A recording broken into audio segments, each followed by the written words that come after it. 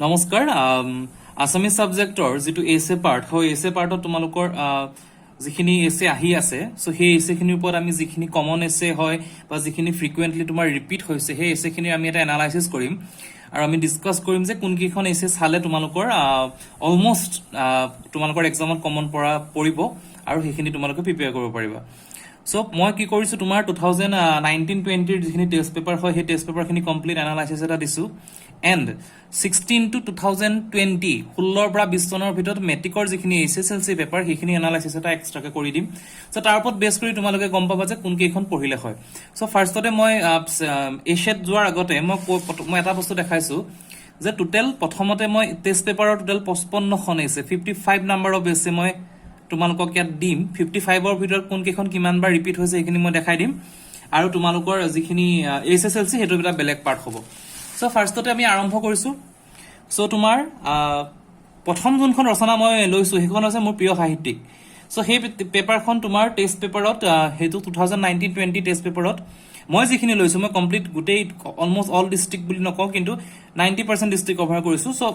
প্ৰিয় সাহিত্যিকখন টোটাল 4 বাৰ আহিছিলে তোমালোকৰ টেষ্ট পেপাৰত ডিস্ট্ৰিক্ট ওয়াইজ বেলেগ বেলেগ ডিস্ট্ৰিক্টত অসমৰ কুটিৰ শিল্প এই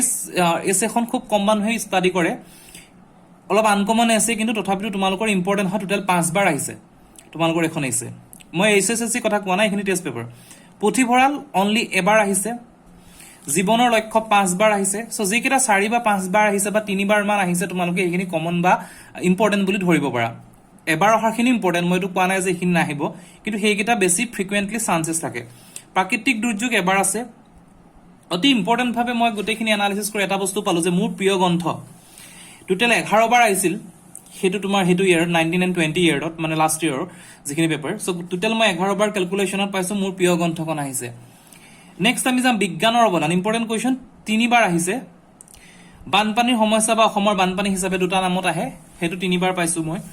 অসমৰ প্ৰাকৃতিক সম্পদ বা প্ৰাকৃতিক সম্পদৰ প্ৰয়োজনীয়তা এনেকুৱা হিচাপে আহে তোমাৰ টোটাল 3 বাৰ তোমালোকে মন কৰিবা মই প্ৰতিটো এছেৰ ডিটেইলছ এনালাইসিসটো কৰি আছো প্ৰদূষণ টোটাল 5 বাৰ আহিছে অসমৰ প্ৰদূষণ বা প্ৰাকৃতিক প্ৰদূষণ বুলি যেটো আমি কওঁ টোটাল প্ৰদূষণ 5 বাৰ আহিছে ইম্পৰ্টেন্ট কিন্তু প্ৰদূষণ আছে পুথিভঁৰাল 3 বাৰ আহিছে বাতৰি কাকত আহিছে 3 বাৰ তাৰ পিছত নেক্সট আহিছে তোমাৰ ছাত্ৰৰ কৰ্তব্য বা ছাত্ৰ আৰু সমাজ সেৱা মই দুইখন একেটা ক্যাটাগৰীতে ৰাখিছো এখন লিখিলেই অলমোস্ট তোমালোকে ইফাল কৰিলে ইখনৰ ওচৰত হ'ব 5 বাৰ আহিছে বিহু এবাৰ আহিছে অসমৰ জাতীয় উৎসৱ বুলি খেলা ধুলাৰ বিকাশ এখন এছে আহিছিল এখন তোমাৰ এবাৰে আহিছিল কম্পিউটাৰ আধুনিক জীৱন এবাৰ আহিছে এখন এবাৰ আহিছিল সো টোটাল মই ক্যালকুলেট কৰিছো 55 নাম্বাৰস মই এটা এনালাইসিস দিছো যাতে তোমালোকে ইজিলি ক'ব পাৰা যে তো 55 বাৰ ধৰি ললো মই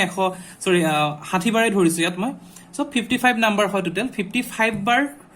এছেৰ ভিতৰত তোমালোকৰ হাইয়েস্ট যদি তোমালোকে চোৱা টেষ্ট পেপাৰ ওয়াইজ কৈছো যে তোমাৰ মেইনলি প্ৰিয় গ্ৰন্থখন আহিছে গতিকে প্ৰিয় গ্ৰন্থ এছে তোমালোকে মিছ নকৰিবা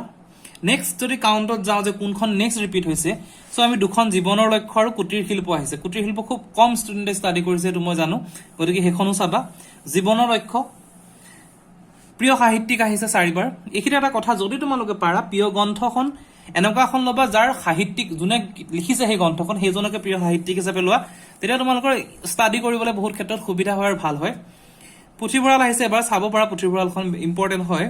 কিছুমান ক্ষেত্ৰত প্ৰাকৃতিক দুৰ্যোগ বা প্ৰাকৃতিক দুৰ্যোগৰ ওপৰত এছে আহি থাকে বিজ্ঞানৰ অৱদান অতি কমন এছে হয় এখন কিন্তু ইয়াত 3 বাৰেই মই পাইছো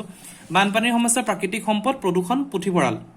সৰি মোৰ পুথিভঁৰালটো মই ৰিপিট কৰি দিলো ইয়াত মোৰ দুবাৰ লিখা হৈ গল পুথিভঁৰাল গতিকে পুথিভঁৰালটো ইয়াত 3 বাৰ আছিল আগত তোমাৰ ইয়াত এবাৰ গতিকে পুথিভঁৰাল আমি 4 বাৰে ধৰিব পাৰো এটো মোৰ এবাৰ মিছ হৈ গল এটো মই 4 বুলি ৰাখিছো এটো পুথিভঁৰালটো মই মিছ কৰিছো বাতৰি কাকত আৰু এইখিনি গতিকে বাতৰি কাকত ছাত্ৰৰ কৰ্তব্য বিহু খেলা ধুলাৰ বিকাশ কম্পিউটাৰ মই আকৌ দুবাৰ ৰিপিট কৰিলো তোমালোকক সো সেইখিনিয়ে চাবা প্ৰিয় গ্ৰন্থখিনি চাবা প্ৰিয় সাহিত্যিক চাবা কুটিৰ শিল্পখন পাৰিলে চাবা এখন আহে আৰু মই যিখিনি এজ এ টেষ্ট পেপাৰ পাইছো মই সেইখিনিয়ে দিছো গতিকে মই টোটাল তোমালোকক 16খন দিলো এটলিষ্ট 16খন তোমালোকে সময় অসুবিধা হ'ব 16খন এছে সহজ নহয় তথাপিতো তোমালোকে আধাটো যদি 8খন মানুহ এছে কমপ্লিটলি কৰা মই যিকিটা নাম্বাৰিং কৰিছো নাম্বাৰ সিস্টেমত তেতিয়াও তোমালোকৰ এটো পুথিভঁৰাল 4 বাৰ আহিছে দেই এটো মই আগতো তলটো 4 লিখিছো ওপৰটো 4 লিখি দিছো টোটাল 4 বাৰ পাইছো গতিকে তেতিয়া তোমালোকৰ কি হয় চান্সেছ থাকে তোমাৰ এখন এক্সামত আহিব গতিকে মই টেষ্ট পেপাৰ পাৰ্টত যাও যদি বাদ নেক্সট আমি এছএছএলসি পাৰ্টত যাও 16 to 20 2016 পৰা 2020 লৈকে এছএছএলসি এক্সামত যদি মই এনালাইসিস কৰিছো এছএছ কি আহিছিল প্ৰিয় গ্ৰন্থ যেটো আমি অলৰেডি আগৰবাৰ 11 বাৰ আহিছিল টেষ্ট পেপাৰত ইয়াত দুবাৰ আহিছে প্ৰিয় গ্ৰন্থখন গতিকে প্ৰিয় গ্ৰন্থটো ইম্পৰ্টেন্ট বুলি ক'ব পাৰা প্ৰাকৃতিক সম্পদ আহিছে বাকিখিনি সকলো এবাৰেই ৰিপিট হৈছে মই হেকানে দেখাই দিছো প্ৰাকৃতিক সম্পদ আহিছে আগতো প্ৰাকৃতিক সম্পদ পাইছো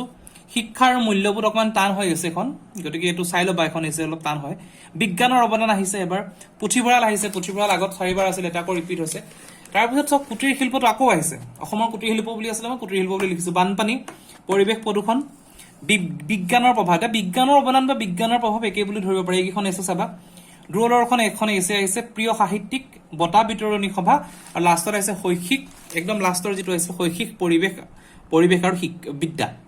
মানে শিক্ষাৰ স্কুলৰ যেটো পৰিবেশটো বিষয় লিখিছে আনকমন আছে গতিকে এছএছএলসি এক্সামত এইখনে মই এছে পাইছো 16 চনৰ পৰা আৰম্ভ কৰি যদি আমি ষ্টাডি কৰো 16 চনৰ পৰা তোমাৰ 20 চনলৈকে এইখিনি এটা কথা কওঁ মই যিমানখিনি বুজিছো বা যিমানখিনি দেখা পাইছো মই তোমালোকক দুটামান কথা কম এছে বিষয়ে ফাৰ্স্ট কথা তিনিখন বা চাৰিখন যেটো এছে হয় এছএছএলসি এক্সামত আৰু এখন সদায় আনকমন এছে আহিছে যিখন তোমাৰ ষ্টাডি কৰা না যায় বা তোমালোকৰ মানে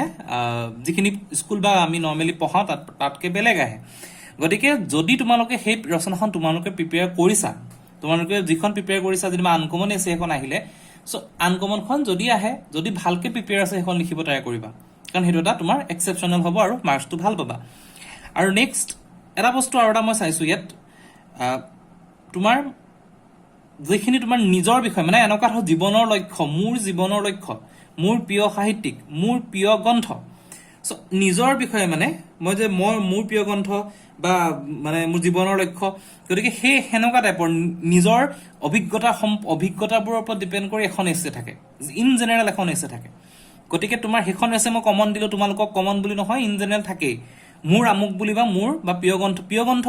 বুলি যদি ৰচনাখন দিয়ে হেখনটো মোৰ প্ৰিয় গ্ৰন্থখনে হ'ব তাতটো বেলেগ কোনো অপচনছ তুমিলোকে নোৱাৰা লিখিব গতিকে মোৰ হিচাপে বা ফাৰ্স্ট পাৰসন হিচাপে এখন এছে আহে গতিকে ফাৰ্স্ট এছেখন যদি মই ধৰো তোমালোকে নিজৰ বিষয়ে নিজৰ অভিজ্ঞতা বা নিজৰ কিতাপ নিজৰ গ্ৰন্থ নিজৰ লেখক নিজৰ মানে নিজে যেটো ভাল পায় মোৰ হবি গতিকে হেতু হিচাপত জেনাৰেলি এখন এছে আহে নেক্সট এখন মই কলো আনকমন এছে আহে যিখন মই তোমালোকক এতিয়া ক'ব নোৱাৰিম যে এনেকুৱা টাইপৰ এছে আহে কিন্তু এনেকুৱা কনস্ট্ৰাকটিভ এছে জেনাৰেলি আহে যেনেকৈ শিক্ষাৰ মূল্যবোধ এখন আনকমন এছে আহিছিল শৈক্ষিক পৰিবেশ আৰু শিক্ষা এইখিনি আনকমন আছে গতিকে কনস্ট্ৰাকটিভ এছে মানে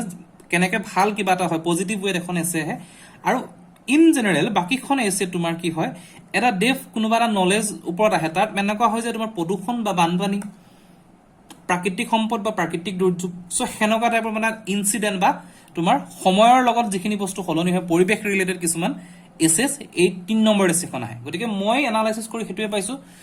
মই এটু নাই কোৱা যে মই যিখিনি কৈছো যে হেতুৱে শুদ্ধ হ'ব পাৰে কিন্তু মই পেপাৰখিনি চাইছো আজি 55 নম্বৰ এছে আৰু ইয়াত টোটাল তোমাৰ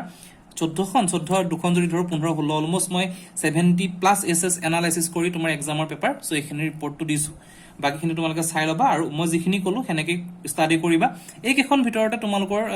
মোৰ বিশ্বাস তোমালোকৰ এছেখিনি পঢ়িব লাগে থ্যাংক ইউ